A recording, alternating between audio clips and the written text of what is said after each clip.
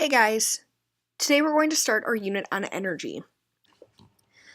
Energy is defined as the power derived from the use of physical or chemical resources, especially to provide light and heat or to work machines. So it's a fancy way of saying without energy we can't do anything. We can't move objects, we can't overcome gravity, we have to have energy in order to do work. It is also the amount of work that is done by a force. And we'll be looking at both of these ideas in this next unit. There are multiple forms of energy that we can experience in daily life. We are going to be focusing on 3 of these forms of energy in this unit, but I do want you to know that they are all available. Kinetic energy is the energy of motion.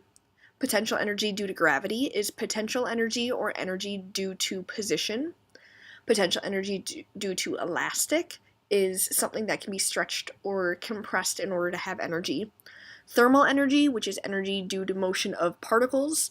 Chemical energy, which is energy due to chemical compounds and how the compounds are created. Sound energy, which are waves. Solar energy, which is radiation from the sun. And electromagnetic energy.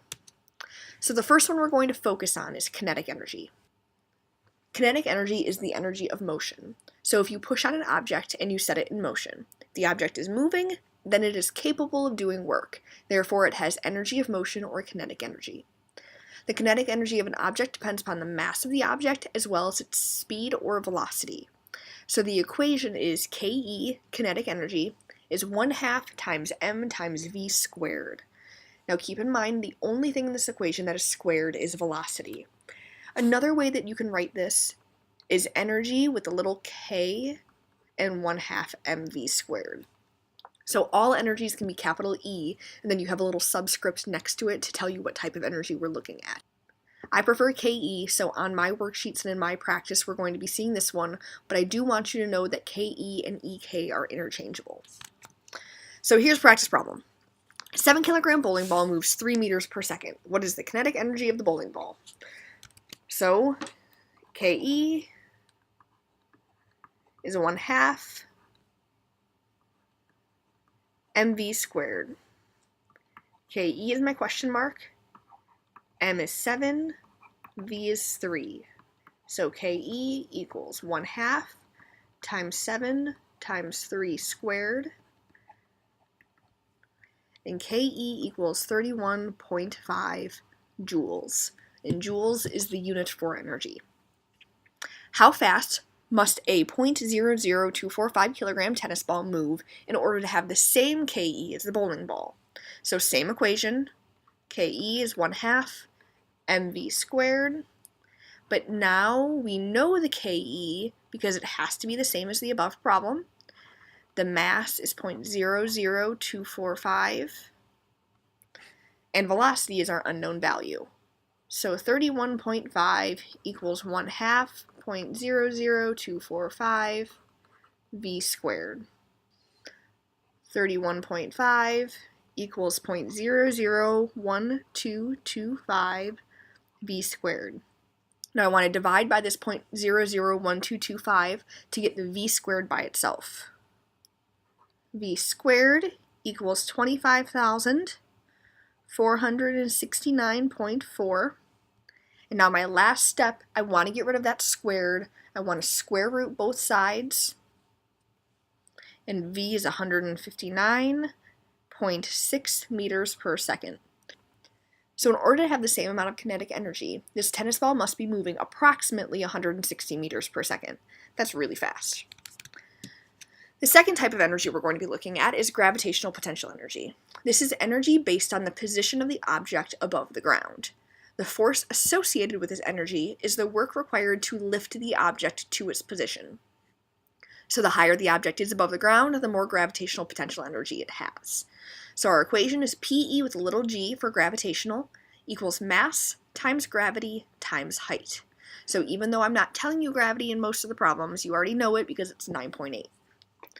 So practice problem. Calculate the gravitational potential energy of a skydiver with a mass of 80 kilograms about to jump out of a plane at an altitude of 5,000 meters. So PEG is m times g times h. PEG is my question mark, m is 80, g is 9.8, and H is 5,000.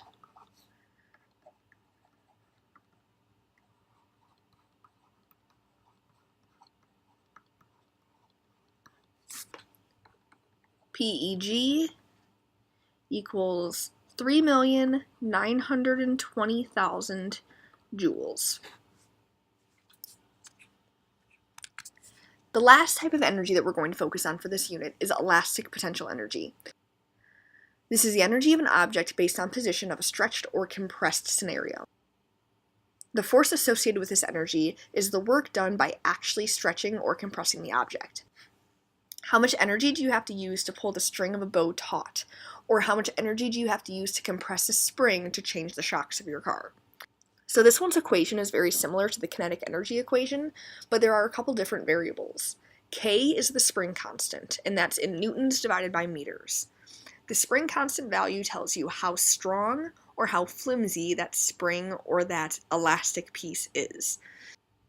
So for example, if you're ever doing personal training where you're trying to build your muscles up, you have different elastic bands that come in different colors. And maybe the yellow color is the really stretchy elastic band that has a low K value. And maybe blue or green is a more rigid elastic band, and it's really hard for you to pull to stretch to work your muscles. That has a high K value. And X is the distance away from equilibrium. So if you have a rubber band that naturally sits this length, and then you put it around a nail and stretch it to this length, the difference in those lengths is your X value. So it's how much you stretch it from its natural point or how much you compress it from its natural point. So again, just like in the kinetic energy equation, the only thing that is squared is the X. So the last practice problem. A jack in the box is compressed into its box. The spring is compressed 0.25 meters, and the elastic potential energy stored is 1.8 joules. What is the spring constant of the spring? So potential energy elastic is 1/2 kx squared. PE is 1.8 joules. K is my question mark, and X is 0.25. It told me the spring is compressed. Now, I would have to subtract if it said you compress the spring from 30 centimeters to 5 centimeters. And in that case, I'd have to subtract those two numbers, but right now they just tell it to me straight up. So, potential energy elastic is 1/2 times K times 0.25 squared, 1.8, and I'm going to combine these numerical values, equals 0.03125 K. Now to separate this out, I'm going to divide both sides by 0.03125. And our spring constant has a value of 57.6. Alright, so tomorrow when we get to class, we're going to practice calculating unknown variables using all three of these energy equations. See you tomorrow.